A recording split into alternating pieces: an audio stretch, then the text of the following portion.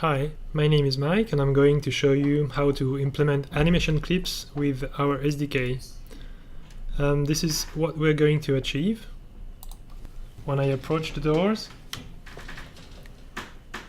they open and the guys over there says hi. So we'll start with the doors. And we are going to use the clip mode first, which does not require setting in Mechanim. So I have my doors, which are already converted into interactive objects. And if you don't know how to do that, please check our Getting Started tutorial.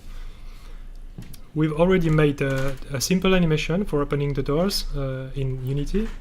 So now I have to set up the interaction. So let's go into Interactions and rename the default interaction into Open Doors.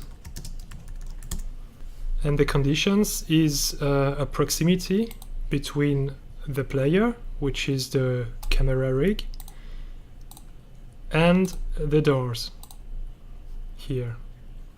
So when those objects are colliding each other, this condition will be satisfied.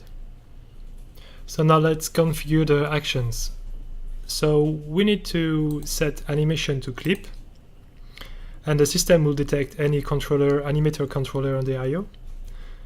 And you have a few options here on trigger, on reload, etc. So basically it says that when the conditions are met, you choose to launch the animation, or when the conditions are reloaded, or when it's active or after, but those will be explained in future tutorials.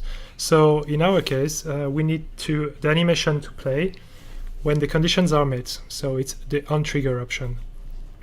And as you can see, it found immediately the only clip that this animator controller contains.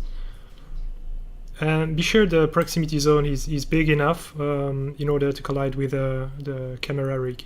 So let's see if it works. So I go into the zone and I will collide with the door proximity, and voila. This concludes this tutorial, and if you liked it, please leave a comment or a thumb up. And check out the How to Animate with Mechanim as a follow-up.